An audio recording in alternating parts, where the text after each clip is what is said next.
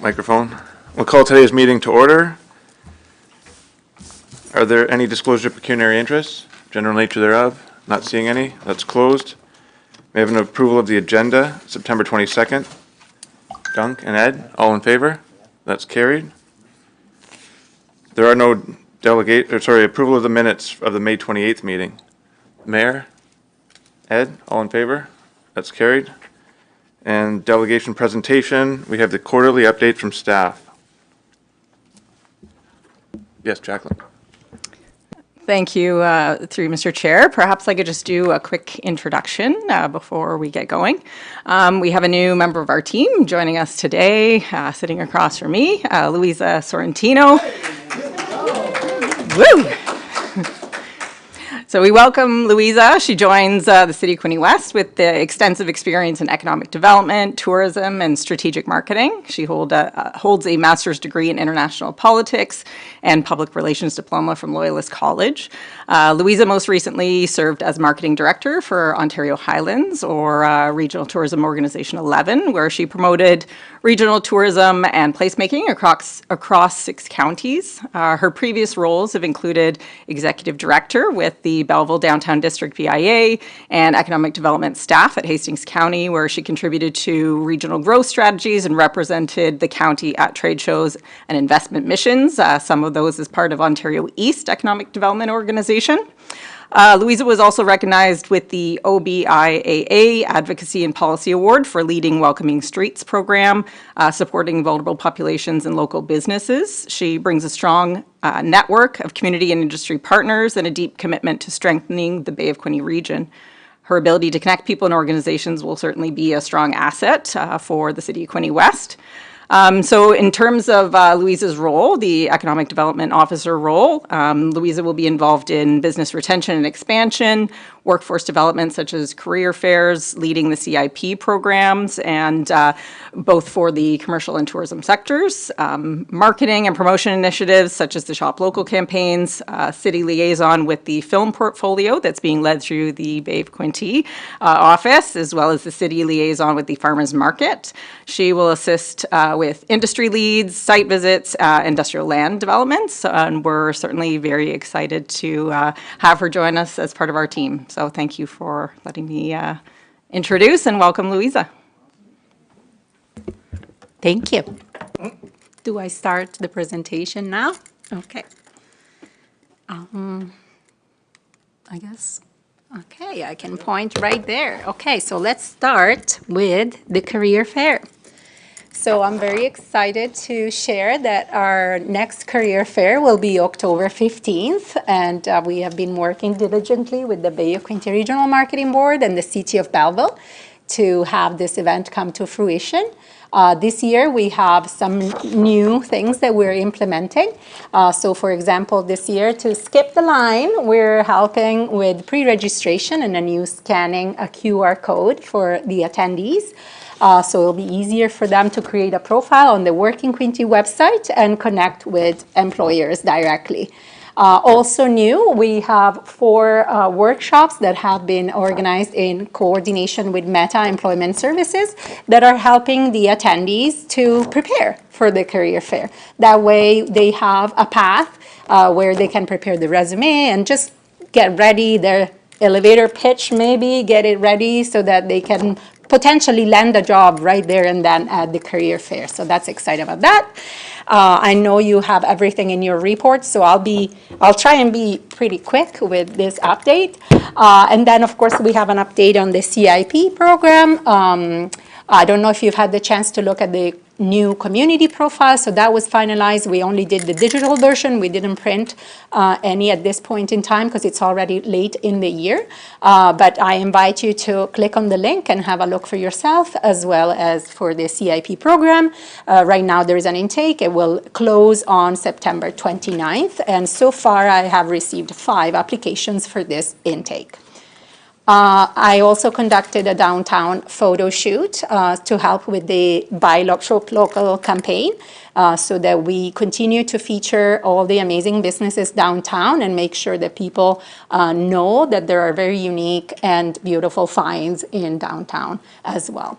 as well as we are planning on launching our new Quinte West, Investing Quinte West podcast, which will launch in November. So if you are interested in participating in one of the episodes, please connect with me, and we'll be getting going sooner rather than later. Also, I will be submitting a ROD application tomorrow for the new BRNE. One last BRNE was conducted in 2020-2021, with the interviews being conducted in 2020, which, as you know, was the year of the pandemic. So it is important for us to update getting the pulse of the community as it comes to the BRNE. Again, any question, welcome to connect with me at any point in time. Same for the community improvement plan. This project is also in progress as we're working with Sierra Consulting. We should be seeing something fairly soon. I assume that this week will be the week that we're getting that plan, a draft plan from Sierra Consulting, as last week we were at Eastern Ontario Economic Development Conference. Yeah, we're also getting some work started behind the scenes and connecting with a firm on some confidential nature business. Last but not least, for Front Street Farmers Market update, I have been the liaison with the group, and a new meeting will be scheduled after Thanksgiving to make sure that we're all on the same page. As we know, they had withdrawn their deputation, which was supposed to be September 17th. But communication is very important with this group, so a new meeting will be set up for staff to listen and address their concerns. Next is Jen. Thanks, You Louisa. want the clicker? Oh, Or do you yes, have another I'll need one? that. Sorry. Thank you. Good afternoon, everyone. The wayfinding consultant, plural, as everybody met at our last meeting, is nearing completion of the Quinte West Tourism Wayfinding Strategy. She'll be presenting that to Council on October 15th, the final draft of that. The final report will give recommendations on design, routes, a possible pay-to-play model for tourism businesses to take part in, and potential cost projections.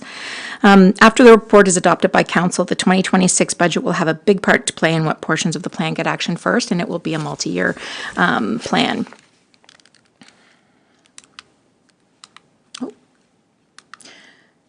Sorry, I'm just going to skip over this slide as we do have a full report coming next, and a lot of the information addressed on this slide will be addressed by Shannon.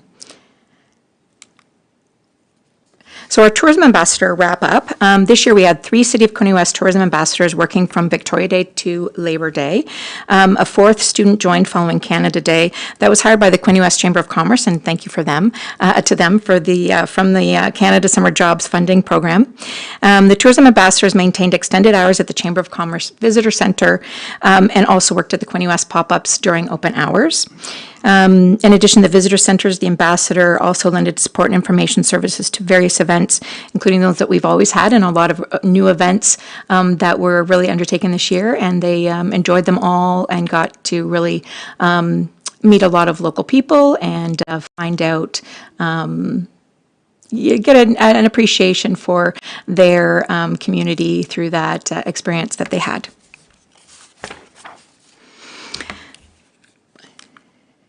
Just a quick little marina update.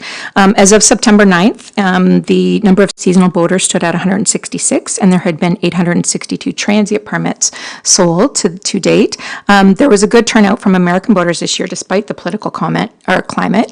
Among the private events hosted at the Marina's Gathering Hall, staff also coordinated a nautical sail, the annual Rock the Dock event featuring 3 musicians and 5 separate pub nights, which actually increased in attendance this year due to the fact that we marketed it on the city's social media channels to the Quinte West residents, in addition to the boaters that were there. So we had quite a great turnout at those events this year.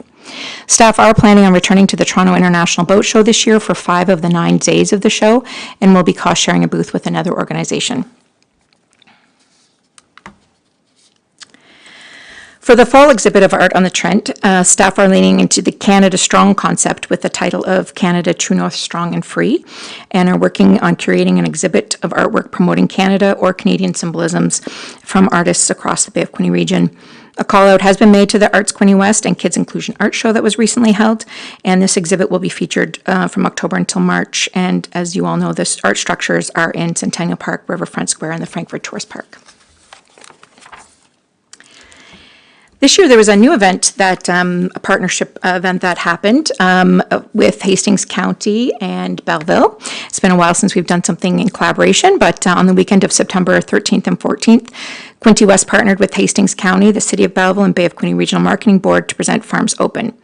This new two-day event was celebrated was a celebration, of local farms, agritourism businesses, and community. Visitors were invited to embark on a self-guided tour of participating locations to meet the passionate growers, producers, and hosts behind the scenes. We had the Front Street Farmers Market on there, Brambleberry Farms, J. Grimson Farms, and Grandview Farms were also the participating businesses from Quinte West.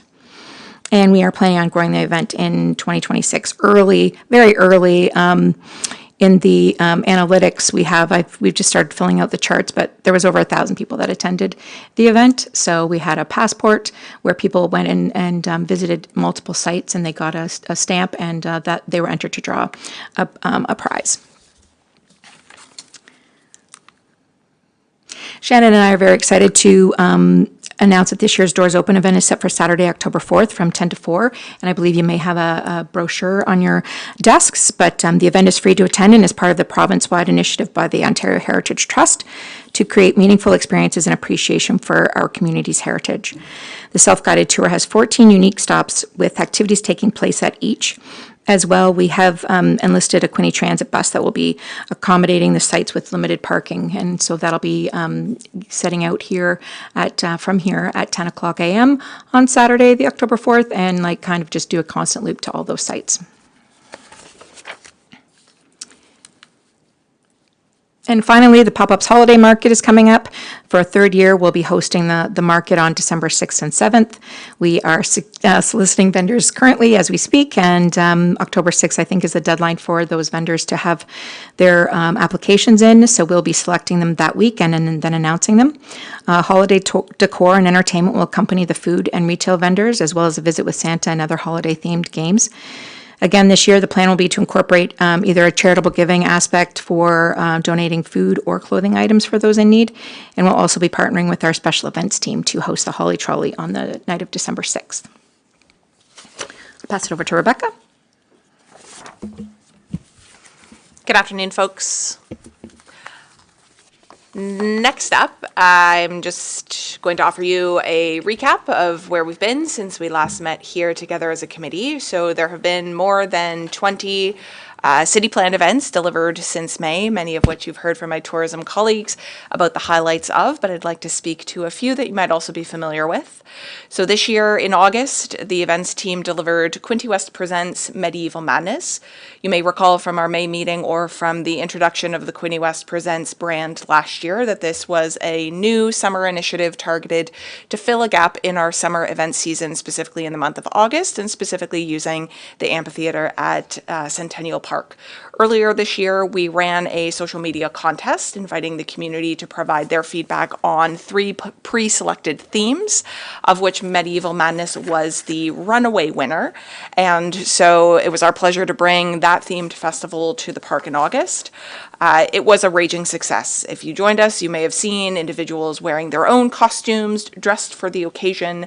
There were sword fights and vendors and themed food, turkey legs. The team really went all out.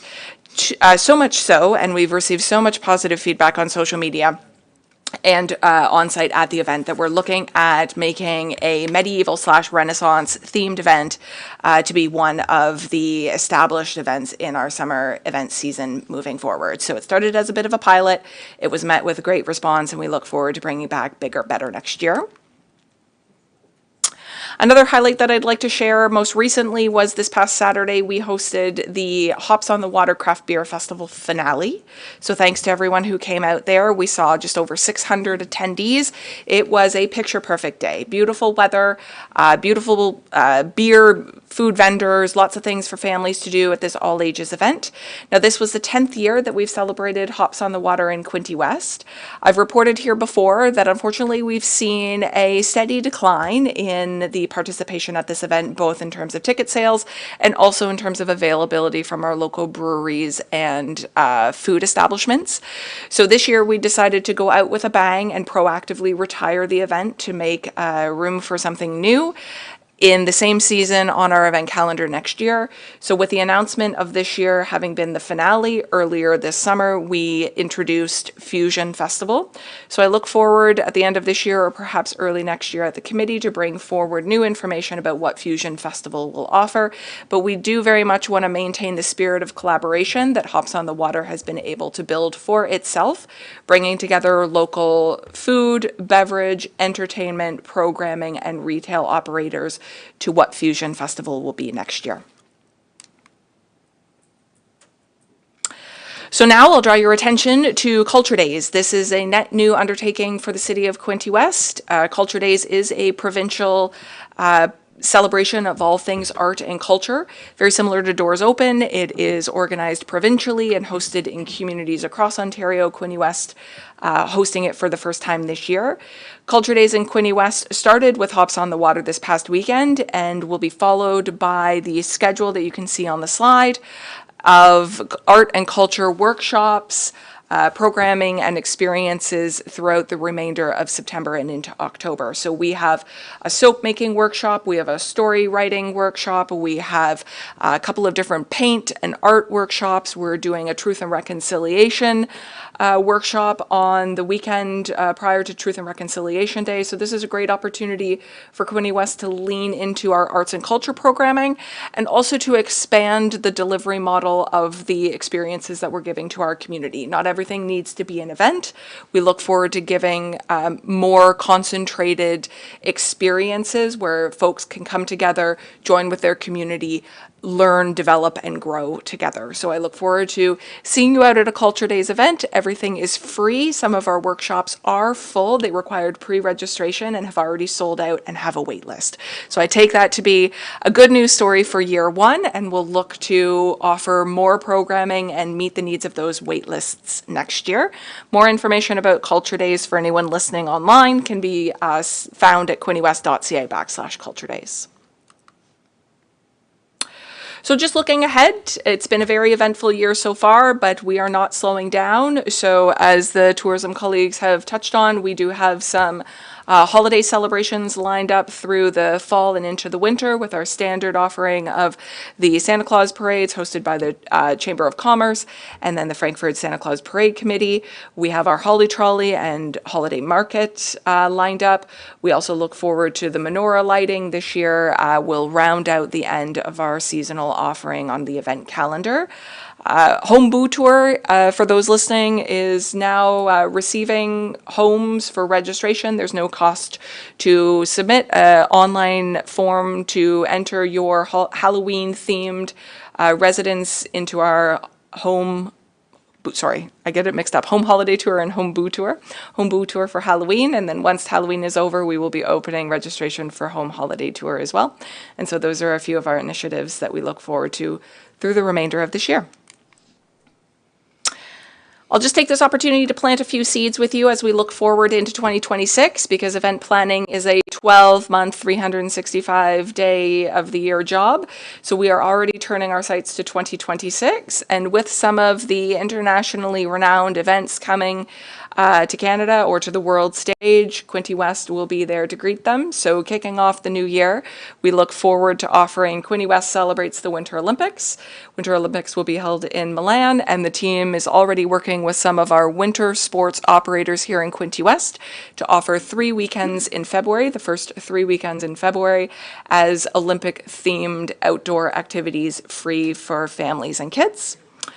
Then, of course, we have the FIFA World Cup in North America next year, including games being hosted in Toronto.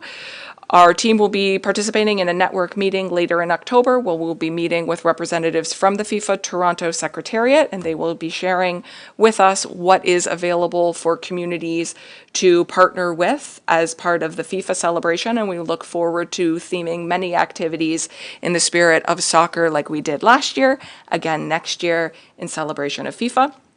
I mentioned Fusion Fest already, and I also gave you a little breadcrumb for the Renaissance Fair that is likely to come back next year. In addition to the fan favorites returning, we will of course bring back Family Fest in March, Frankfurt River Fest in May, our concert series in both Trenton and Frankfurt over the summer.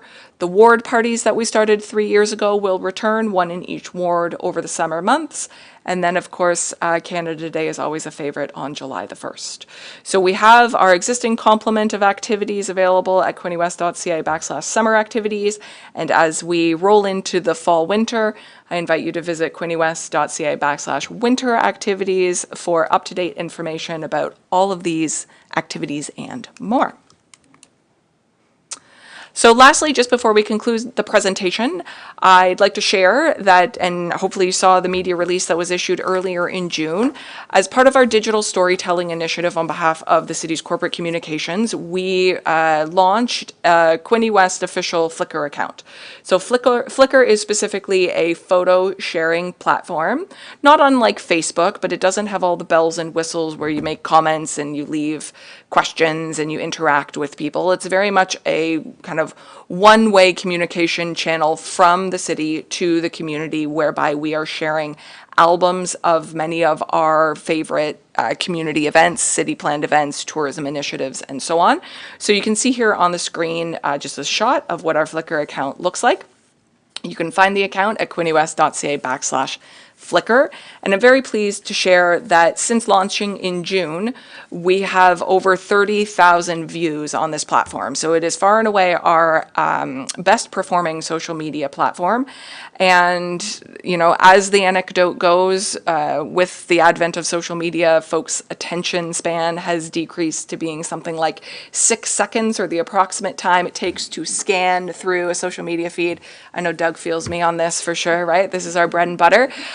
Digital storytelling and the popularity of our Flickr account has done great things for engaging the community in the rich, vibrant experiences that we're offering, and I just wanted to take an opportunity to share that with you folks. So with that, I'll offer our thanks and welcome any questions through the chair on the presentation that was offered. Colleen, go ahead. Thank you.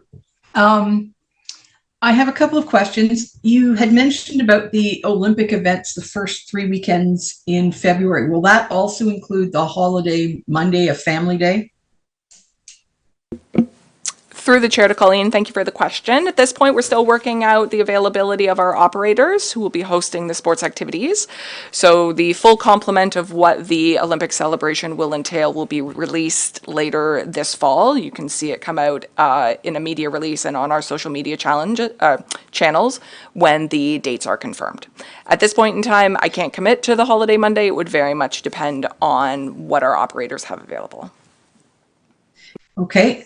My second question is, on your list of next year events, you don't have your car show again. Are you not doing it?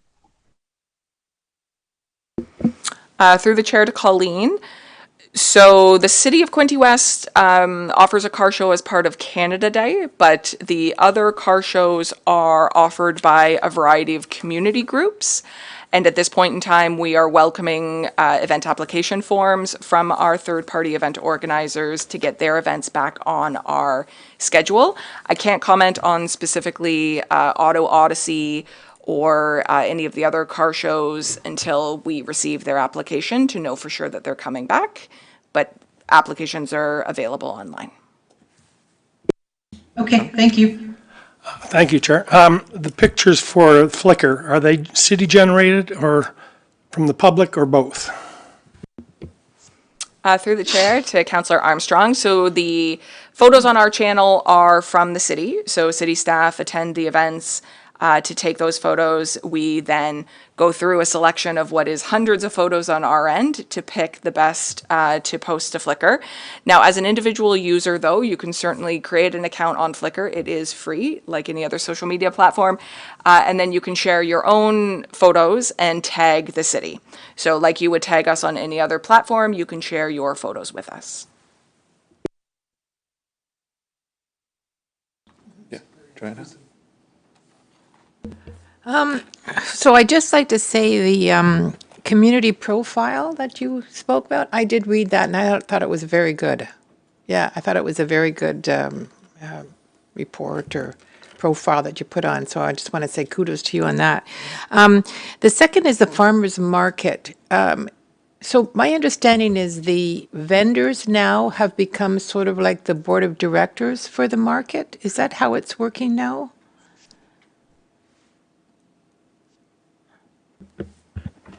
Thank you, through the chair to the member. Yeah, we're still working with a group of vendors that have collected and have interest in potentially having operatorship with the market. So we are still kind of working through those details and to see what that would look like. We've been working throughout this season to kind of bring them up to speed on what those operations look like behind the scenes. Obviously, everybody sees kind of the front-facing side of the market, but there's a lot of administration and different things that go on between the city, the vendors, the city and Farmers Market Ontario behind the scenes that, that we're helping to educate them on. Certainly a great group with great interest. So I think there's more conversations to come there. So the RFP, you didn't really get any response on that, eh? We didn't, no. Yeah, that's No. too bad. But I think it's a great idea, though, to get the vendors to be part of, the farmers market. So then, they're helping themselves do what they want to. I've visited it many times, and I thought it was a big improvement this year than I have in the past. So whatever you're doing, it's a good job. So the other thing was Farms Open. I thought that was a really good idea. Unfortunately, I didn't even know about it. I would have definitely have gone because I thought that was great because I like buying local produce. So I don't know where you're marketing it, or I know it was your first year and that sort of thing. So maybe. Yeah, through the chair to committee member Joanna. It was put on fairly quickly this year. Hastings County did lead it, and they asked us to join in. But they did have a fairly substantial marketing campaign through social media and that kind of thing. But it was limited in our ability, to promote it that way this year. I don't think, in terms of providing actual dollars that all the other communities donated or put money into it. So it was all kind of their lead on that. So I think they did a fairly good job. We did have rack cards out and where all the places were located.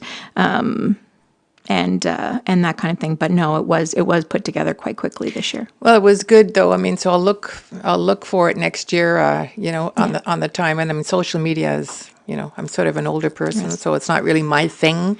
But anyway, yeah, I'll look for it next year because I thought that was a really good idea. When we have our wrap up, I will ask if there were any other sources and let you know if it was in the paper. But I don't think we really had a lot of time to do that this year. So and dollars. But next year, with it being a planned thing, then perhaps there'll be a little bit more budget put towards it. Yeah, it was great.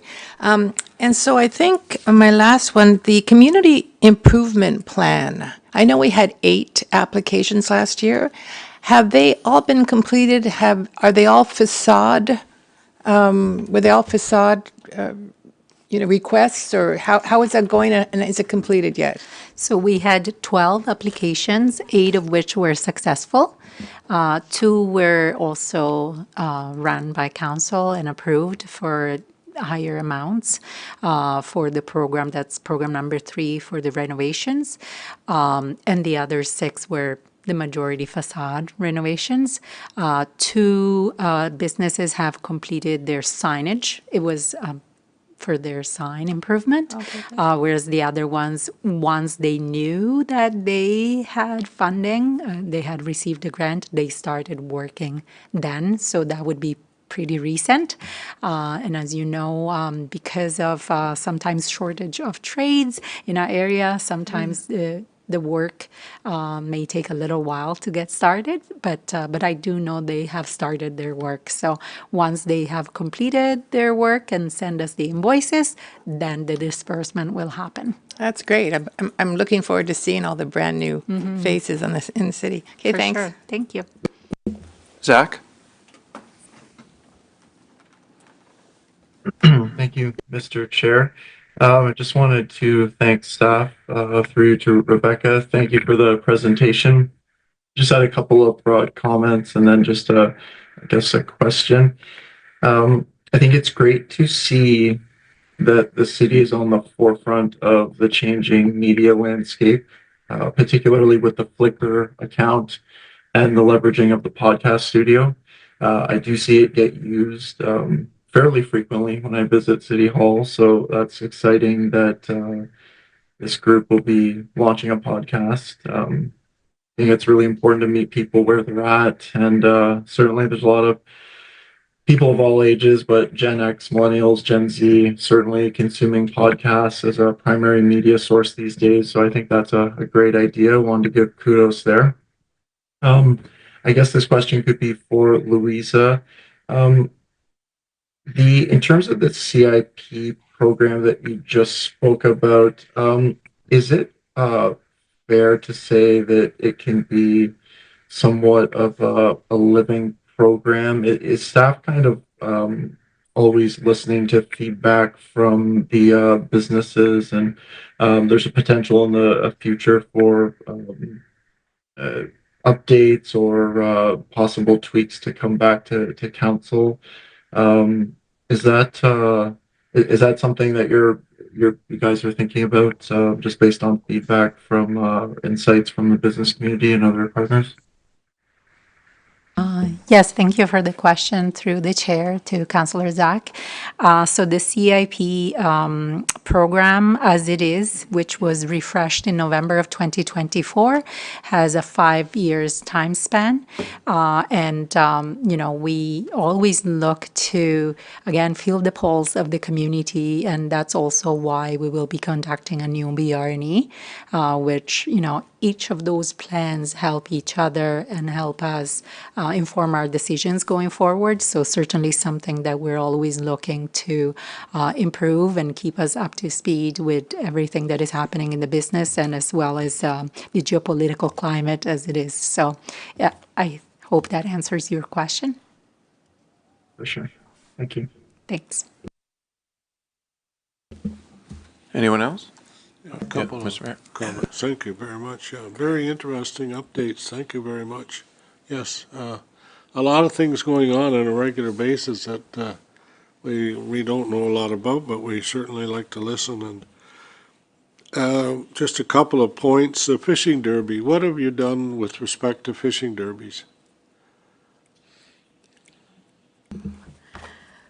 Through you, Mr. Chair, to Mayor Harrison, in what respect? In Well, you tell me attracting them? any respect, advertising, supporting, being there, how many come? Yeah. Well, we did have 3 tournaments this year, at least. We had the bait field tournament in the end of June, and we had the CSFL MLF tournament in August, which was the big one. I know you attended that one and came and spoke on stage. And then this past weekend, we just had another one. The Canadian Bass Anglers Federation came, and they were also here for 2 days. So yeah, and I mean, any given weekend, we have tons of anglers in our parking areas and taking advantage of our boat launches and fishing and that kind of thing. They come for usually up to a week ahead of time and pre-fish for those big tournaments. And, they eat in the restaurants and all that kind of stuff. I know you have different levels of tournaments. There's one that has more local people, and then one that has people that are drawn from outside the region and from other parts of the province. So there's a mix of all of them that we have. There's also local tournaments. The Quinte fishing series actually goes out quite frequently throughout the summer months. And I know a lot of their anglers actually come to Quinte West to take off from here and vice versa. Thank you. Yeah, you're right on. You're right on. We had one just this past weekend, approximately 40 boats. That's roughly 80 fishermen, roughly, and they come to the city. They've got a very small boat. It's usually, 20 feet by whatever, with a small motor, a 300 horse Mercury motor. Yeah, right. That's the kind of equipment they bring, plus the truck that pulls it. $100,000 truck.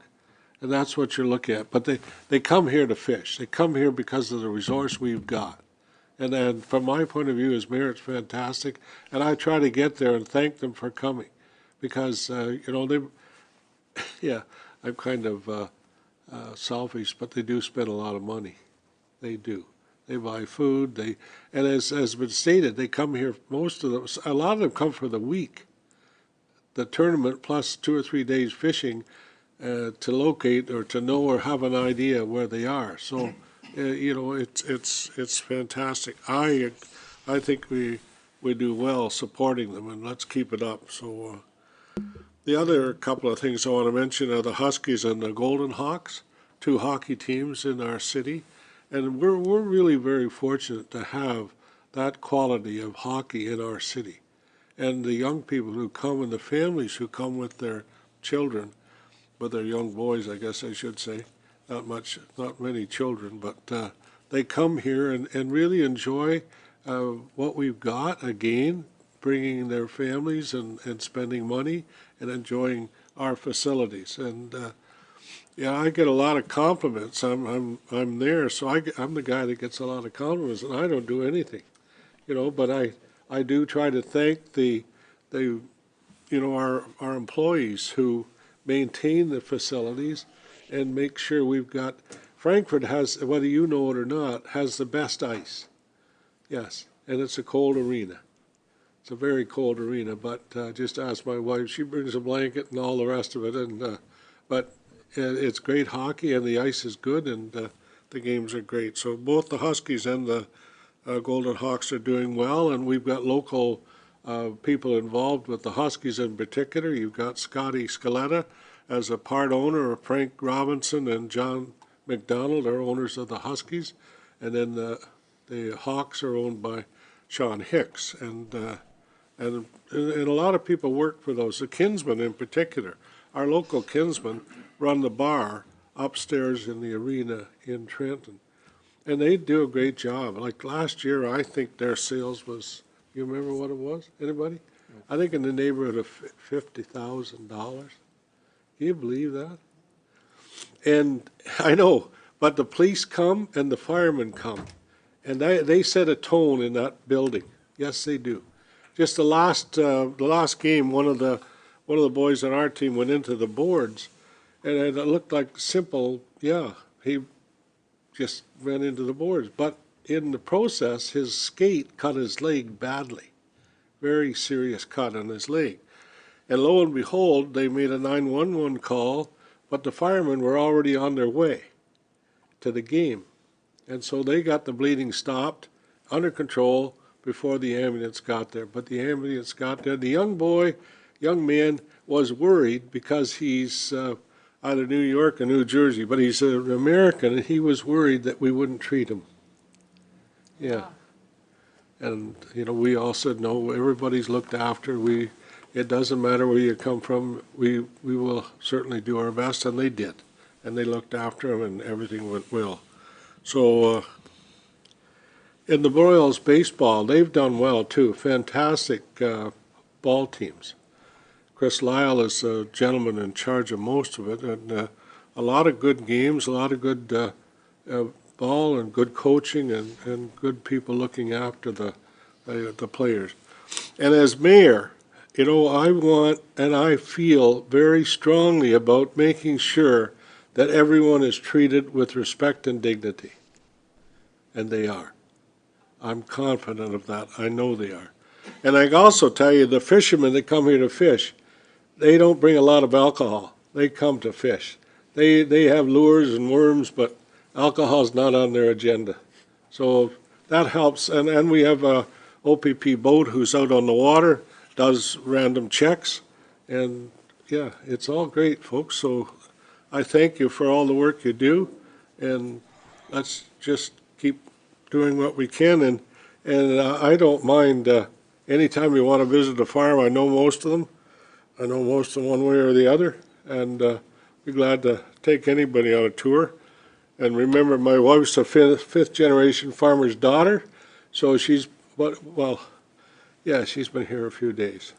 So we're fortunate to have, I have a neighbor who milks cows, and he has 2 robots. I may have told you this before. He put in 2 robots a couple of years ago. His daily average production per cow is 154 pounds a day. 154 pounds. Remember the pictures of the guy sitting on a stool milking in a pail? Yeah. Well, that doesn't happen.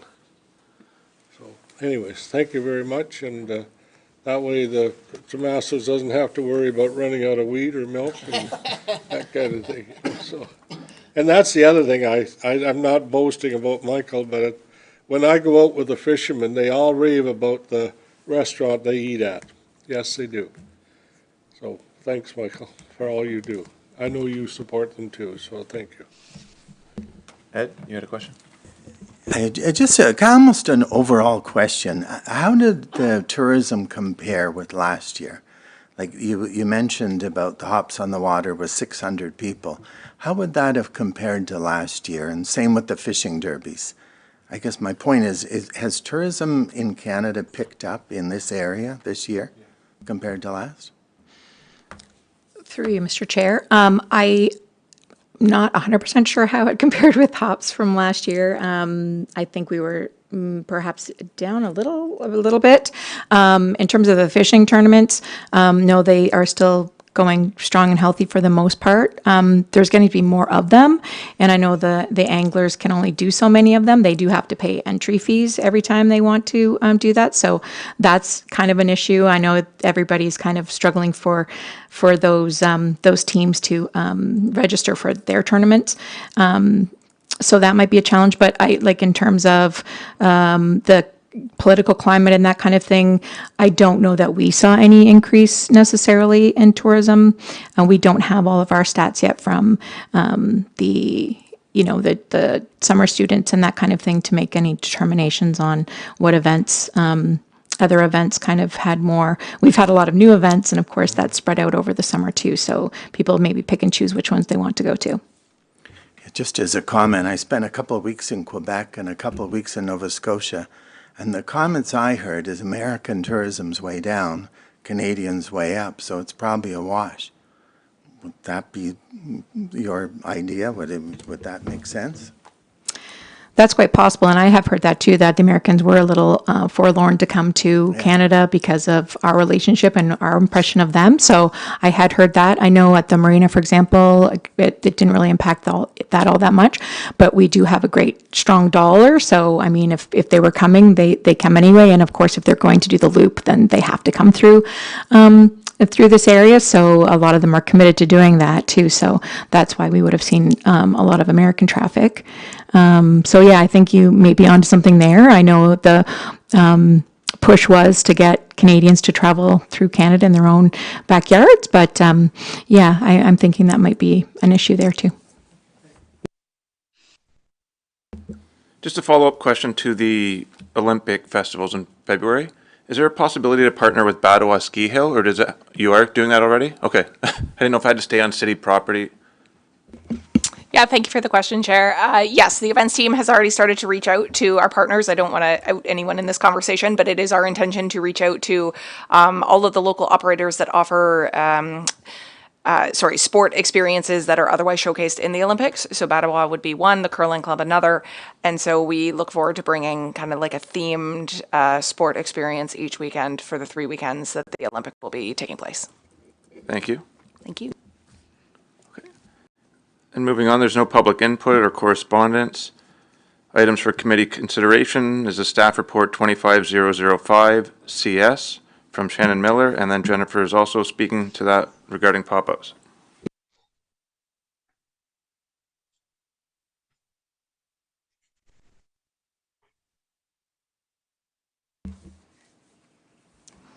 Thank you, Mr. Chair. Yes, so I am going to be speaking about the Quinte West pop-ups for the 2025 season. So we did have a fairly good season this year.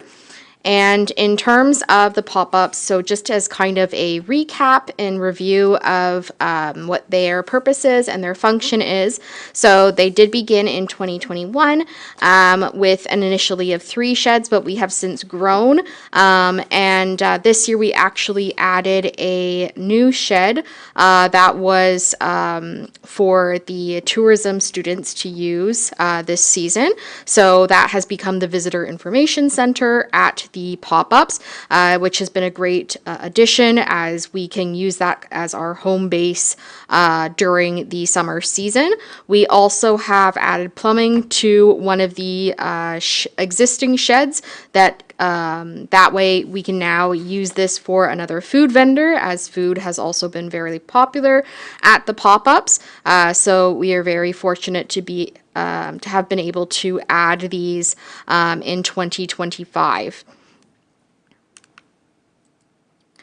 So in terms of this year in particular, we had quite a few excellent food vendors. So all of our food vendors were seasonal. So we had some returning favorites such as Barbacoa Boys, Banana Splits, The Forge Wood-Fired Pizza, K-Food Express, Street Thai Food, and new this year was Momentum, and they offered various momos, so form of dumpling, and a variety of different flavors. We also had many temporary vendors, so these were our retail vendors. So this year we had From the Homestead, Hosselton Studio, Totes and More, By the Yard, Maker's Dozen, Talk Sweet to Me, King's Card Company, Lucky Girl Designs, Lady Brazen Studios, and Veg Up. In terms of our operating hours, we were from May 30th to August 31st. So we were operating from 11 to 7, and this was running Fridays to Sundays until June 29th when we switched to extending by an extra day, so Thursdays to Sundays, and we were also open Canada Day as well. And in 2025, we welcomed over 13,000 people in terms of visitation. So this was in foot traffic, which was up from 8,000 in 2024. And additionally, we have extended our hours for some of our food vendors this year into September, with this upcoming week being the last one. And that is just from 12 to 7, Friday to Sunday. So our Visitor Information Center in particular, we were very excited to have this addition this year. It allowed us to maintain the presence of our lawn games on site, as well as being able to host many activities outside of this shed. We also were able to distribute just over 700 printed materials. So this is everything from our maps, event rack cards, brochures, and guides. And so this was very helpful to the public who were seeking information on Quinte West and all of the great things that you can do here.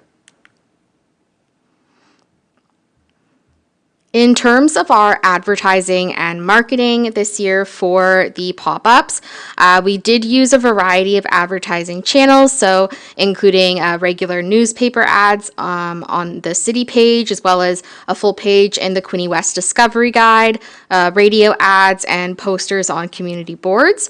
We also used our social media channels such as Facebook and Instagram, and we also had an interview on the library's bookmarked podcast as well, just to talk about the season and what you could expect. In terms of our engagement, I don't have the final stats right now. However, I do have a few. So just as kind of an example, some of the content being shared, over 57 posts and 9 reels across our Facebook and Instagram.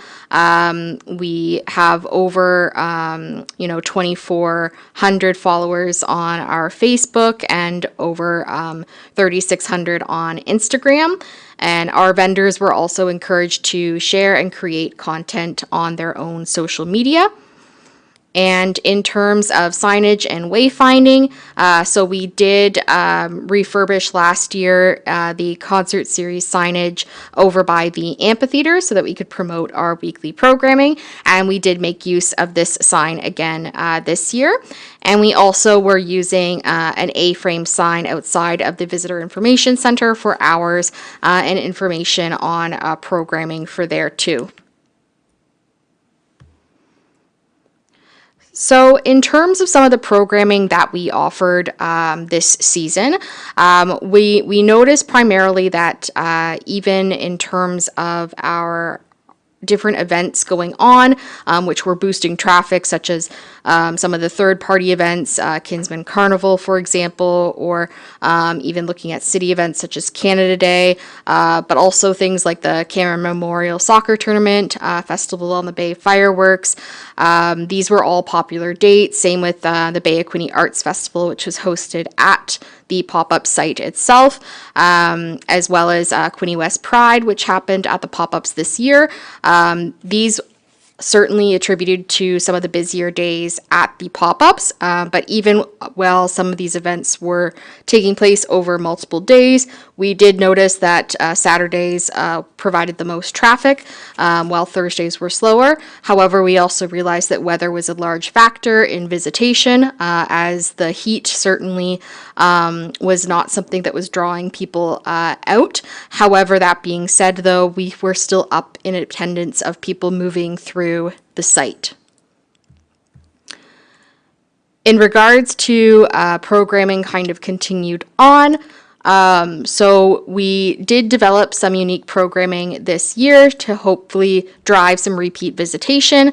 And so, for instance, on Saturdays, we featured live music, and we also had various entertainment throughout the summer on different days, including everything from critter visits, a bouncy castle, face painting, balloon twisting, and more.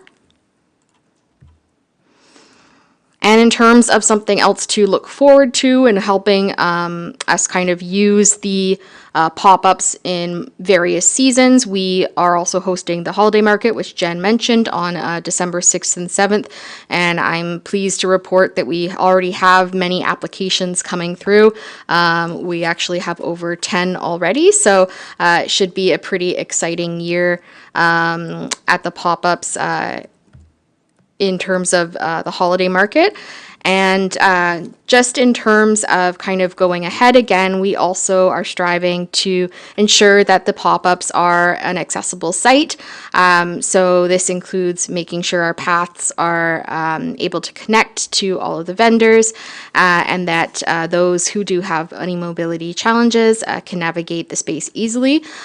We have seen actually an increase of those who are coming through our space that are using wheelchairs, which is actually great to see, as they are able to get out and access this beautiful spot in our community. And I will now open the floor to questions. Anyone? Joanna? I went and visited the pop-ups a few times this summer, and I thought the information visitors, pop-up was really good, and I thought it was well visited. So I thought that was really good. My issue was, I think Suzanne and one of the other committees that we had mentioned something about having water there. What I found was it was unbelievably hot, very hot, and people were waiting in line for food, and it was stifling on the concrete. I found it unbelievably hot. So I don't know if there is any kind of possibility of having a water fountain or something like that there, or fans, or I don't know what, but I don't know if you all found that, but I did. That was my only complaint. I thought everything was great, but I just thought it was really, really hot.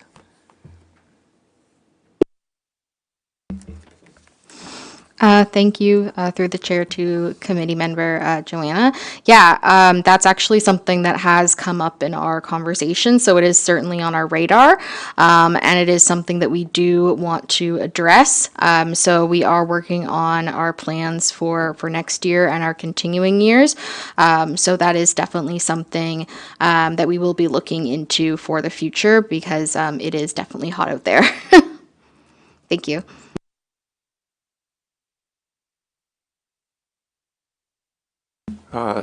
Ryan, go ahead.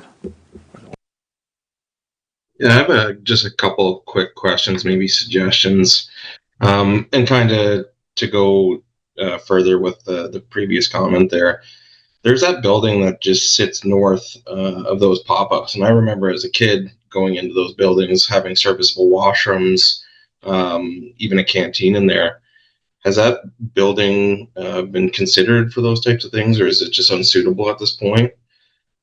Second question / point. Have we thought about potentially relocating Christmas lights to somewhere closer to pop-ups? Then you have a dual use where you can have Christmas lights, people coming through there, potentially using some of those pop-ups during that point in time. And then it kind of ties right into your holiday event that you're doing there as well. And then I don't know if this would ever be possible, but the old marina sits there unused at this point in time. Have we thought about potentially looking at skating on there at some point, or hosting like a children's fishing club, some activity to bring people down to the pop-up shops? Because there's a lot of things that service people while they're there, but there's not really a lot of draw to the pop-ups other than those services. If there's some sort of, some sort of event happening on a regular basis, potentially a club that runs there pulls a few more people in. I don't know if any of those items have been thought about or potentially something that could be looked at going forward. Does anyone want to field any of those? Yeah, go ahead, Jacqueline. Thank you, through Mr. Chair to Ryan. Yeah, appreciate all the comments and suggestions. I was taking a few notes, but you might need to remind me of the last question or two. I guess to start with regards to what I think you're considering the old canteen building that is closest to the pop-ups. It does need considerable upgrades. So that is a building that we're continuing to look at the possibility of those upgrades in terms of the future recommendations out of the Parks and Recreation Master Plan.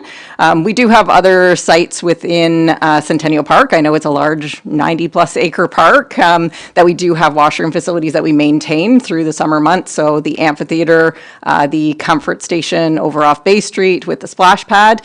We also maintain washroom and water fill stations inside the arena as we operate the arena as a cooling center all summer. But I do recognize that it would be more convenient to have something directly there at the site. So that is something that we'll continue to review, as well as shade structures. That's something that the team's been reviewing, the possibility of increasing some shade in that area. With regards to any of the winter holiday lighting decor, I know certainly the Fantasy of Lights down here at Fraser Park has some history, and I don't think we'd be willing to kind of part with that or interfere. It is a volunteer-run kind of initiative that takes place every year, although it is city-supported. We do have some other lighting assets, but we are limited in some of those areas in terms of the electrical capacity, so we would need to upgrade fairly significantly if we were going to do any major lighting displays. And you might need to remind me, or I might need to defer to another colleague on any of the questions related to the fishing. I actually don't recall a fishing question either, but it was a skating, right? Was it your question about skating? I had mentioned the use of the marina there. So the old marina just kind of sits there empty. So I don't know if there's a possibility of utilizing that for either skating or like a children's fishing club. Oh, you did say something to fishing. draw people down into that specific area. The intention was that we did use that for the fishing derbies this year. One of the tournaments does use that area, and they love it there. The other area, we ended up having just an issue with the weed boat because we were going to do the children's Blair Smith tournament out of that location this year as well, because it is ideal. Unfortunately, the weed boat couldn't maintain that for that particular weekend, so we moved it back over to this side of the river, which was another really good event. But yeah, so that's that.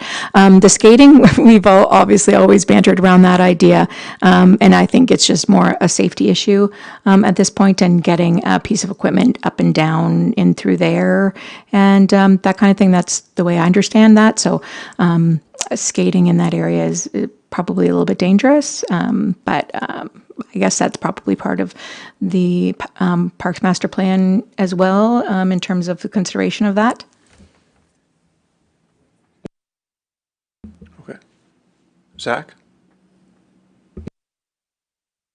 Thank you, Mr. Chair. Yeah, I was going to kind of piggyback on some of those comments from Ryan and Joanna. I think it's been very heartening, I think, to see the growth and success of the pop-ups, just obviously in the number of booths. And I think just looking at the kind of retention rate of the businesses, I know it's always, difficult, different people, different expectations, to just go with survey results, but I think the proof is in the pudding usually with the retention rates, folks that are renting the booths year over year. I think that that's kind of a really strong signifier of success if those are economically viable. So I think seeing, similar faces year after year and some of those businesses and, cases of people turning to brick and mortars. And I think it's a testament to some of the themed events and other kind of supporting attractions and programming that are happening down there. But would definitely agree with Ryan that maybe, in the future stages, maybe there's, opportunities for,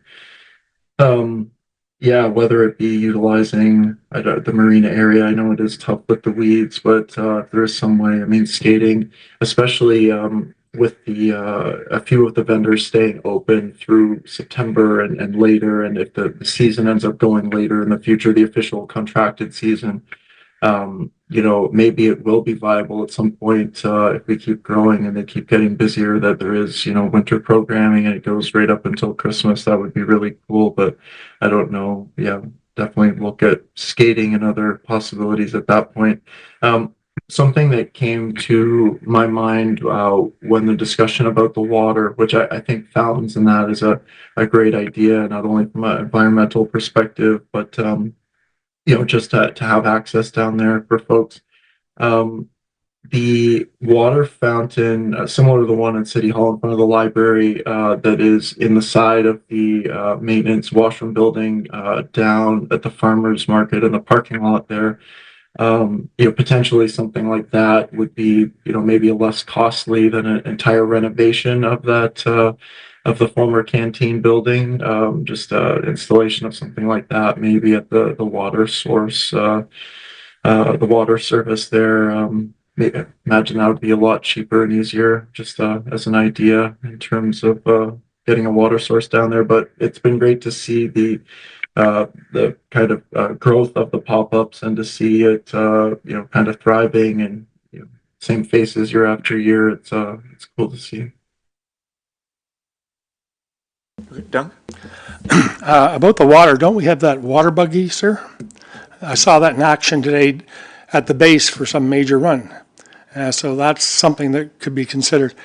The building itself, it could also become a major equipment facility if other things happen in the park. I know we're talking Parks and Rec all of a sudden, but volleyball, basketball, things like that for kids to sign stuff out throughout the day if they wanted to use the park, and possibly a canteen or possibly summer jobs for kids to run that under supervision, blah, blah, blah, blah. I noticed in one of the pictures of the pop-ups there were 3 dinosaurs, I guess, and And has the city ever considered a mascot? Who wants that one? Talked about it, but as far as we got. But it might be something that would be, with the new big chair, Muskoka chair that's there and things like that. Kids love that stuff. And at the base, at the museum, they're considering one for a pilot kind of thing. The Hawks have theirs, schools have theirs. It's just one of those things that is sort of an attraction in itself.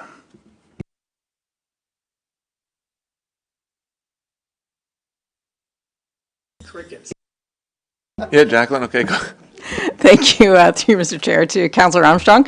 I can say I don't believe that that's been considered a city mascot, not to say that it couldn't be. I know we are coming up and coming into, or we are into budget season for 2026 for both the operating and capital budgets. So bring your asks to the budget table, and we'll see how they fare against everything else. But yeah, certainly we're always looking to animate and excite people that come through all of our activities and events. So appreciate the suggestion. You could possibly have a contest. And it could be two. Okay, Jennifer. Through you, Mr. Chair, to Councillor Armstrong and others that have had this question. I don't want you to think, because we have talked about this for quite some time, about the water at the pop-ups. We brought that up as an issue last year, and that's when several things came forward. So, I mean, we do rely on other departments that, work with us to make things happen. And we have had conversations with them about different opportunities, but we have experienced vandalism at some of the sites, and so basically they're reticent to put up a water fountain there because of vandalism, and then it just becomes not usable. In terms of having a water, like one of those wash basins that you have when you have a portable washroom, like the fact that it needs to be filled and it also needs to be maintained. We did have a situation this summer, unfortunately, where a couple of the planters were pushed over. As you know, because I believe you took some photos. I think it was probably from you that we saw that in the early morning. So yeah, there's just, we need to make sure that we can take care of that stuff and implement it at a cost that's going to be practical for the space and that kind of thing. So we're just got to come up with some other solutions to that. Just a question. At the end of the background section, the very last sentence and right above comments and analysis, it identifies 3 businesses, one stayed, as you know, one went to Belleville, one went to Cobourg.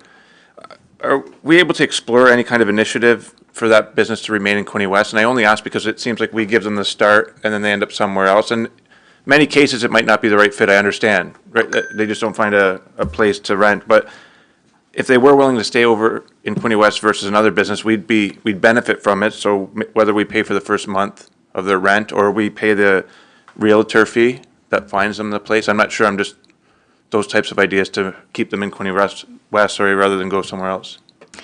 So I can just give you a little bit of background on Benji's. I think that's one you're referring to. And one in Cobourg, yeah. Yeah, the one in Cobourg, she actually was moving to Cobourg with her husband and that kind of thing. So that was that. And she would have stayed in Quinte West and done our pop-ups again the following year had she not done that. Very successful young woman, and was one of our young entrepreneurs of the year for the QBAA award. And so Benji, who was the coffee shop, he had been at the pop-ups in Belleville the year prior. And so when he came to ours, he was expanding. So he had both those businesses. And he had worked for Taylor before at the Grind and Vine. So that's kind of where he got his start and his ideas and stuff like that. So, I mean, obviously, Taylor's in our downtown, and he worked for Taylor, and he offers a very similar product. So with him already have been in Belleville for 2 years, that's where he's based, and that's where he decided to open. So these 3 are the only 3. They're not just examples. There aren't more than this that have relocated? Is that correct? I was just wondering if it were to happen in the future, that we have some kind of initiative to keep them here. We don't have Sorry, through you, Mr. Chair. We don't have an actual program of an initiative, but we do definitely, like Louisa, myself, would be able to go in and talk to them and connect them with Small Business Center and Transval and those kinds of things to be able to, and obviously that would be our first choice. We'd be looking for a place here for first. But yeah, like we don't have a program currently, and a lot of them are retired crafters. They don't have enough like product for a whole storefront or that kind of thing. You may see them sometimes. I know one of our vendors has products at Moss Pantry for sale. So becoming part of those co-op type environments that they can be involved with. Thank you. So I do need a mover and a seconder to receive that report as information. Dunk, Joanna, all in favor? That's carried. Thank you. Then the next staff report is 25006 CS, Economic Development regarding updates.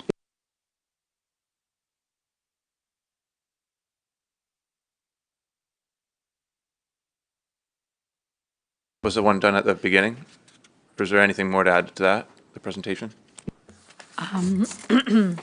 All of the information that are in the report were also in the presentation. Thank you. So I'll just need a... Sorry, Michael, sorry. Councillor Kosfis. I did have just two things to enter that weren't in my presentation specifically, but the Tourism Development Fund that we discussed at our last meeting, there was a new policy, was approved at council regarding the Tourism Development Fund, and the first intake of applications for 2026 season will be launched in December. And also, I just wanted to mention the training and trade shows. Tourism staff will be attending the Tourism Industry Association of Ontario Conference at the end of October, and the Regional Tourism Organization Summit in November, RTO 9 Summit in November. RTO 9, the board of RTO 9, Deanna Way, who is the executive director of the Quinte Museum of Natural History, recently did join that board of directors. She's representing this western portion of the region, so hopefully we'll get a little more information back from her on how they're doing, like their business and what that's going. We'll be able to get a little bit more information on a regular basis back from her. So I'll just need a mover and a seconder to receive that as information as well. Okay. Brent and the mayor, all in favor? That's carried. Thank you. Oops. Resource update. We'll start with Quinte Economic Development Commission. Chris. Oh, thank you. So just some updates from QDC. We had a great announcement about a week and a half ago. On September the 11th, we had the Skills Development Fund was announced for our organization, $1,275,400 to support Elevate Plus, and that's a program that we have in partnership with Loyalist College, and that does a number of things. Number one, it's the new hire training, so people with barriers to employment, we train them for 4 weeks to get them job ready, and we have a lot of success with that. We also will be doing a series of micro-credential programs with Loyalist College, so these are fast-track, short-term, multiple companies in the same class, one on leadership in manufacturing, the other is on electrical troubleshooting. Those are based on the needs of our manufacturers. And the final piece is there's dollars that go towards supporting the existing workforce within the manufacturing sector, and those manufacturers that invest in their people through third-party training, we're able to rebate them their cost of their training. And Loyalist College is our #1 training provider of that. So we get the dollars, it's supporting workforce development, it's supporting the manufacturing sector, but also it's supporting the college, which as we know are under a lot of pressure right now. So we think it's a good news announcement overall. Recently on the new, and so they announced the fund like September 11th, but we've been actually doing this program with this round of funding since April. We just weren't allowed to tell anyone where the money came from, so they finally made the announcement. So we're hitting a lot of the milestones. We have targets of training over 300 people. We're beyond that now, and we're gonna blow that number of the water.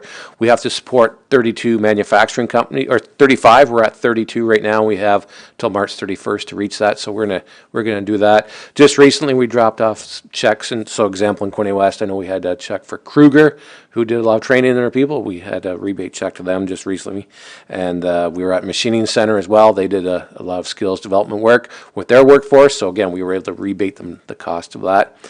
This afternoon, I was in Belleville at GH Manufacturing. They had their 25th anniversary, and Gunther Hootland I don't know if you know Gunther, he had his 90th birthday party, and at that event, there was a lady whose daughter went through the Elevate Plus program. She couldn't say enough good things about it in terms of how it, really helped her daughter get a full-time job in the manufacturing sector. So we know it's a great program. It works, and again, it supports our workforce. It supports new hires, it supports manufacturing, and it's great for Loyalist College as well. So we're very pleased on that on all those fronts. We also recently submitted an application to the province for their Tariff Impacted Communities Program, TICP, and as you may recall, back in the spring, the Canadian Chamber of Commerce released a report on those communities that are most impacted by tariffs and have exports, a high level of exports to the United States. The Belleville-Quinte West region was number 11 in Canada. So we're very at risk in terms of those tariffs that were coming from the States. So we've put an application in that has a number of fronts to support the manufacturing sector and support the community, both in terms of trade diversification, but also attracting new industry in, some workshops and events, and we have a number of partners to make that go. So that's in there. I know Tyler Alsop, our MPP, was very pleased that we have it in there, and he's going to try to champion our application. So we got our fingers crossed on that. That just went in about a week ago. We're also working on still investment attraction. You can imagine with the way things are in the global trade and the economy right now, things are a little awkward, but there's still opportunities out there. There are some cases where projects are on pause or delayed, or they're waiting to see what's going to happen, but it's also creating opportunities as well. We've had, just recently we were talking to a company that has some contract manufacturing in the States, and they're looking to repatriate some of that and establish facilities in Canada. We have other product-specific companies that are looking to start manufacturing these products that aren't currently available in Canada, looking here. So we are seeing opportunities, but we're also seeing delays as well. And I think it's kind of a bit of a double-edged sword, but I know ultimately companies are looking to diversify their trades and looking at new markets. And the last thing I'll just wrap up on is last week we were at the Ontario East Municipal Conference. I know Louisa was there as well, and Linda Lyle. Great economic development and municipal conference in Ottawa.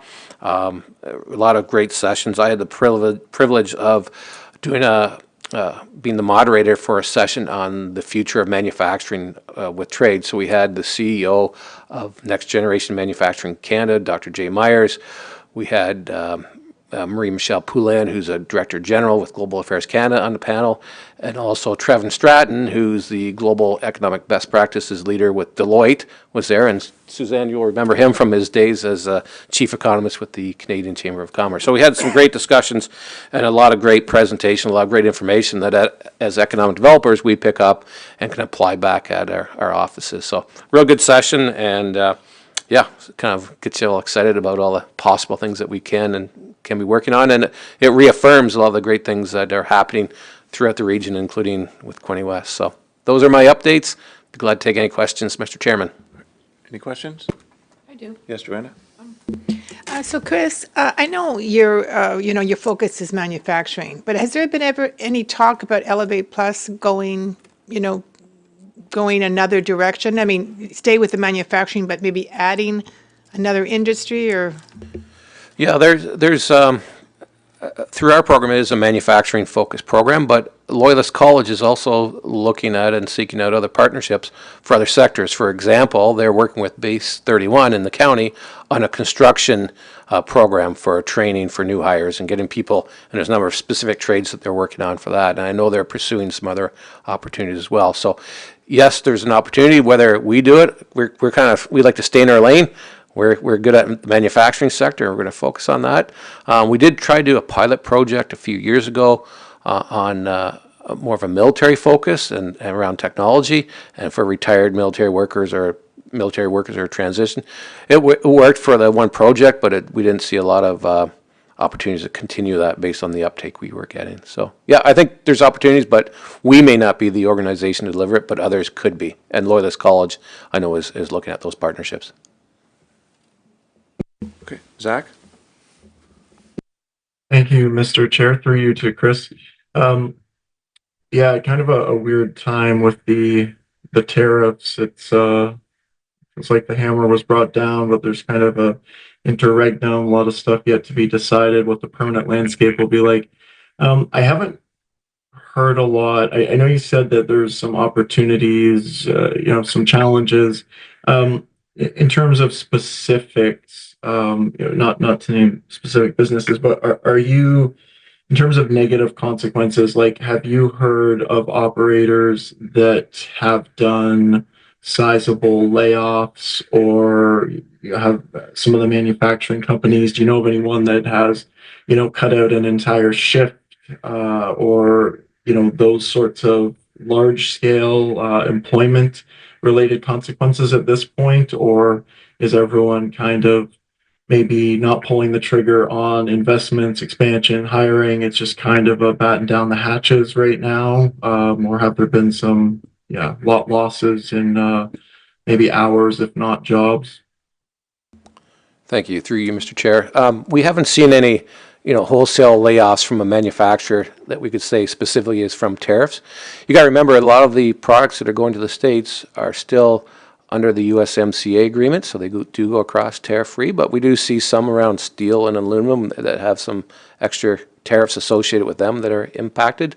But no, I can't think of one where I can say, yeah, specifically there's a, huge group of people have been laid off specifically because of tariffs. Are there delays in making further investments? Yeah, absolutely.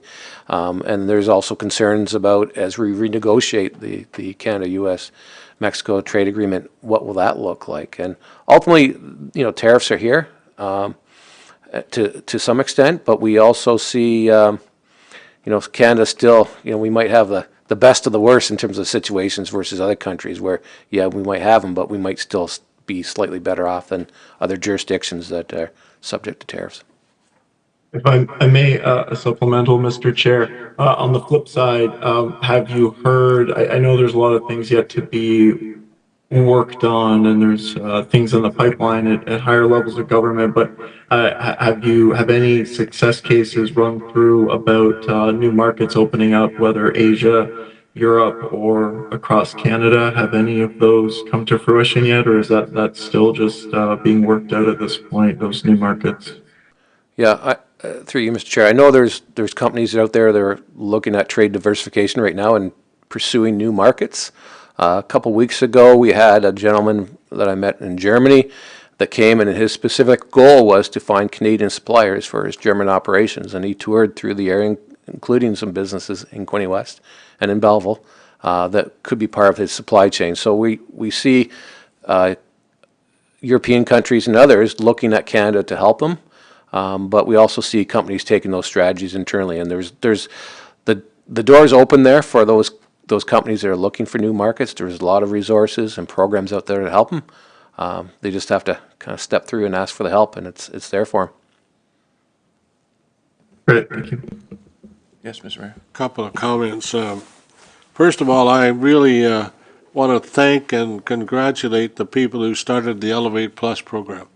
I think I've missed one graduation in all you've had, and it's fantastic, Chris, and pass that on to that young fellow that you work with now and again. There's so many people out there who just need a bit of encouragement, a little bit of support, and that's what Elevate Plus does, and gets them back into the workforce, helps them, I think, in many cases, feel good about themselves, and realize that I've got a lot to offer. You just give me a chance, and I will do what you want me to do. So, Elevate Plus to me has been a real plus. I guess that's what I should say. Yeah. So thank you very much for all the work you've done there. The only other thing I want to mention is there's so many things that we've talked about today. Don't forget the farmers. This year is a tough year for farming. And if you think food's going to be cheaper, just tell me where I can go and get it cheaper. I'll be glad to be the first one in line. But it isn't going to be. This has been a really tough year. And right now, many people, not just the people in the rural area, but many farmers are struggling with their animals to get water and to have water to. And you can feed them all you like, but without water, they're not going to live. So they've got to, and we've got bulk water stations in this city, and thank God Chris, CEO Angelo, had the foresight to put all those bulk water stations in place. And you get quality water at the same price as we're paying any residential family is paying. So that's great for everyone, and yes, I thank you so much. Yeah, it's just yeah, we need rain, and we had a good crop of hay. Everybody had a good crop of hay back in June. But the problem is that right now, if you've got any cattle on pasture, you're feeding as much right now to those animals as you would be feeding in December, because the pasture field looks just like this rug out here. So, yeah, I guess I could ask you all to pray for rain, but I won't ask everybody. But if you kind of think that way, any help would be appreciated, I can tell you. Thank you. Suzanne? Thank you, Mr. Chairman. Quick update for you. Coming up, the third week of October is the BDC Small Business Week across Canada.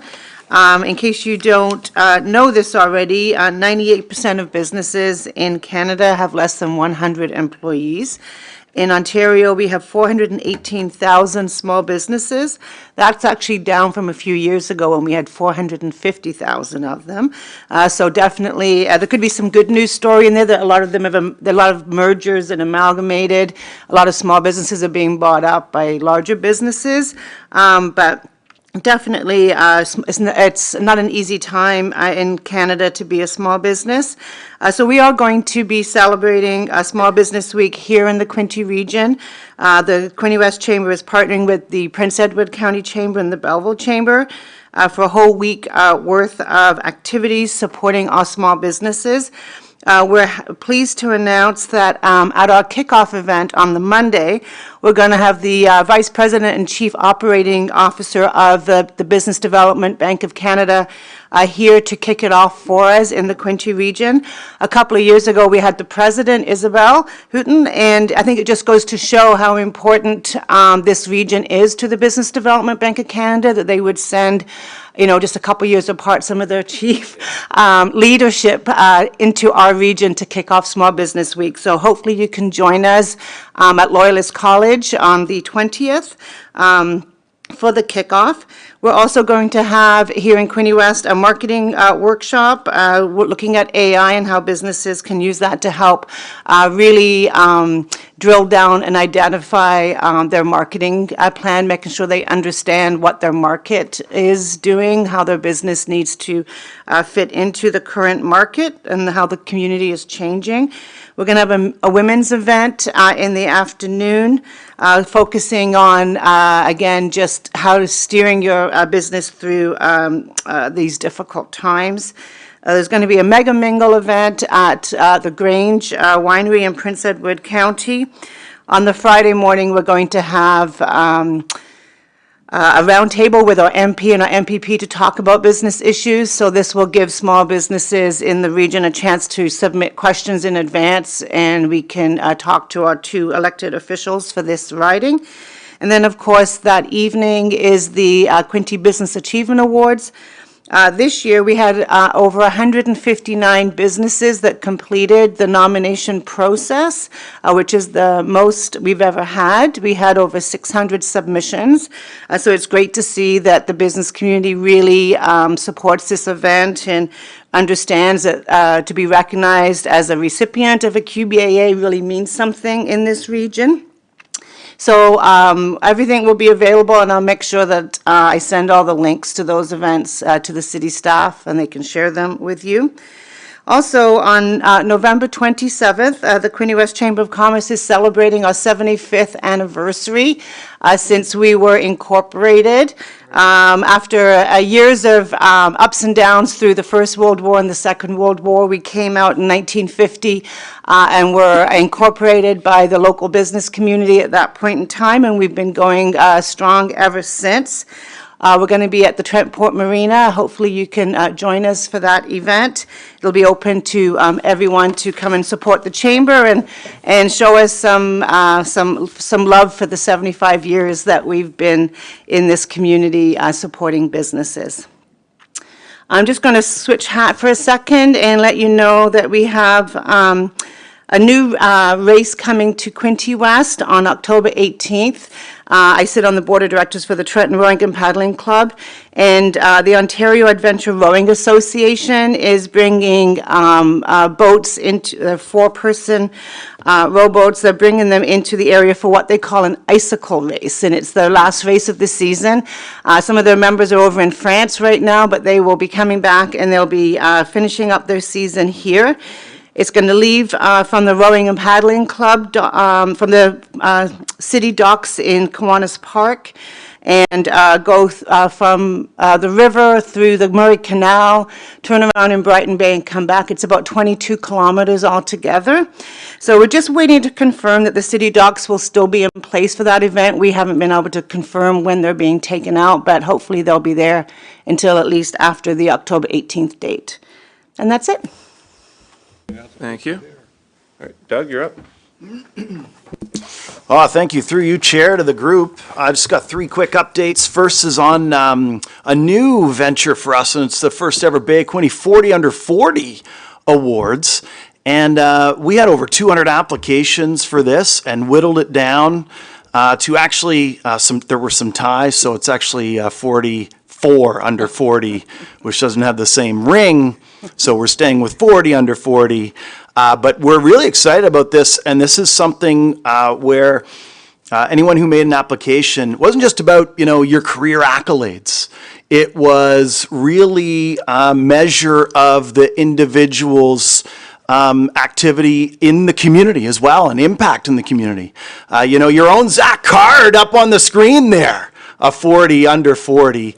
And if I have my numbers correct, 15 of the winners were from the city of Quinte West. 15.5 potentially because we Taylor Russett is also a winner, but I think we counted him under Belleville because that's where his legal address is. So anyway, we're celebrating the winners this Thursday at Signal Brewery. We got a keynote speaker for that. We got a band playing. We're going to party. Tickets are still available. I was informed today that the mayor will be in attendance. I don't know if you know this yet, Mayor, that you're going to be there, but Yvonne set it up for you. So we're really looking forward to that. And one of the key pieces here is that we then will take this group and we will do some community issues and problem solving, brainstorming for this region with those bright minds. And next year we plan on doing a 40 over 40. And moving forward, we will continue to alternate, and we'll get both groups together, to discuss community issues and hopefully come up with some great solutions and opportunities. Second, and this is for you, Ed, data related. And, in the tourism world, we don't get a whole lot of real-time data. Our good friends at the ministry love to get us data 18 to 24 months after we need it. But the one thing we can get that is fairly real time is hotel data. And so the most recent CBRE national accommodations data, which is coming in July, does show growth. And so we're at about 82% occupancy in July. That's 4% growth over last year. That's 4% over the average in southeastern Ontario as well. All the while, the average daily rate went up more than 8% to $192.10. $192 average hotel motel room in this region, and it's still going up from a growth point of view. So I know for us, and I know this city, when you consider the tagline a natural attraction, you had the mayor talking about fishing. We do a lot of activity outdoors, right? And that's really been our narrative, is trying to get people here to experience the outdoors. We get a lot of activity for golf, a lot of activity through the waterfront. So just quickly, more on the data side, you talked about U.S. visitation. So when we look at historical data, 70 to 80% of our visitors in this region are from Ontario. Maybe 5%, 2 to 5% from the U.S. Not a huge U.S. destination here. Quebec can alternate somewhere in between 10 and 20%, and the rest of Canada somewhere to fill in the rest of the gaps. So we wouldn't see so much impact from a lessening in U.S. visitors in this region based on my experience. And then lastly, before I let you go, just related to the Work in Quinte Career Fair, which is coming up, and Louisa mentioned some new tech that we're implementing with this. What she didn't mention, it was her idea. You know, she came into the planning process with fresh eyes and was able to see, hey, there's some hiccups along the road here. One of the things that we've got in the way is a real bottleneck in the check-in process. What can we do to solve that? And she pitched this idea, what if we created an app-like registration process? So lo and behold, because of Louisa, we have this new tech that we're going to be implementing, and it's going to make it really slick, and it's actually going to create the basis for what will be a Working Quinte app as well. And so now when people register or pre-register, beep, boop, they just scan a little QR code and then they're in. They don't have to wait in this massive line. And what it's going to enable us to do, hopefully as soon as the spring as well, is start to send those people who download this app push notifications and other updates and announcements about the career fair. So, you know, she's only been here a few weeks, but she's already making stuff happen. And we love that. And then as a follow-up to the Working Quinte Career Fair, we're also going to be attending the Best Places to Work Expo in Ottawa. So Garrett Harvey, who's a newer hire on our team, is going to be going there and representing this region and what it has to offer in terms of trying to get people to move here and make a life here and work here. Yeah, thank you. Thank you, Doug. Lisa? Thank you, Mr. Chair. We have a couple of new businesses downtown since we last met. We had AE Aesthetics open up and Craft Creations. Craft Creations is a consignment gift store downtown Trenton. And we had McKinnon Psychotherapy and Counseling has moved into the Clove. They were located on King Street in a small little unit, but have expanded into a larger unit and is co-oping with, I believe, 4 other businesses in the Clove retail outlet area. We had our Festival on the Bay. Nothing but positive feedback for the Festival on the Bay. The fireworks were amazing, as usual. We were able to have the Trenton Rowing and Paddling Club and the YMCA Dragon Boat Festival attend this year. That saw, I'm sorry, how many teams, Suzanne? 14. 14 teams, which is up from previous years. As you noticed, there is a new mural being implemented on the side of the old Center Theater. They are hoping that it will be done by the end of October, maybe sooner, all depending on the weather. And it will have the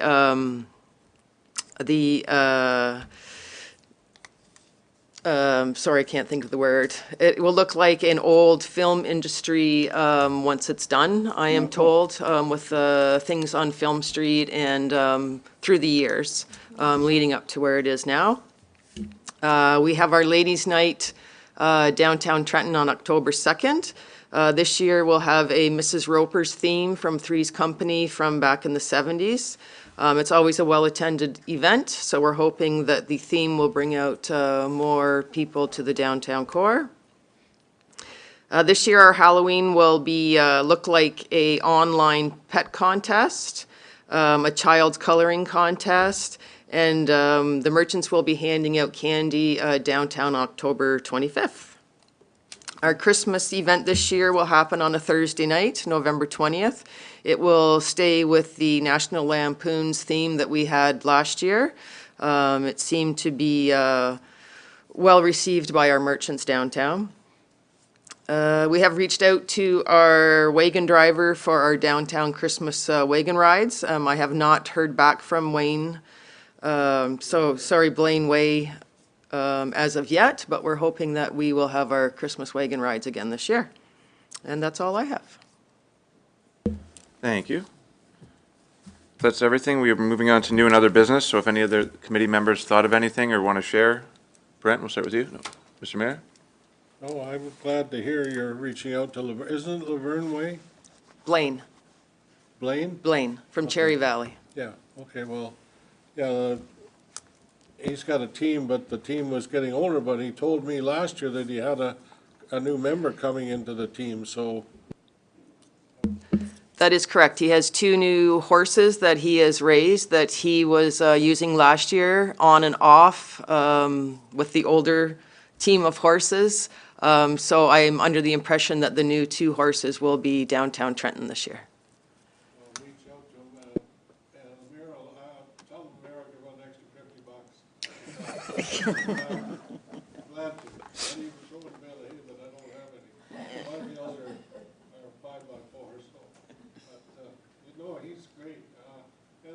People line up, they line up to get on there, so we need him. We do. Joanna? Yeah. Ed? Dunk? Anyone online? No hands, okay. Thank you very much. 2 for adjournment. Dunk and Ed, thank you everyone for attending. Happy Monday and enjoy the rest of the week. At least you turned it on.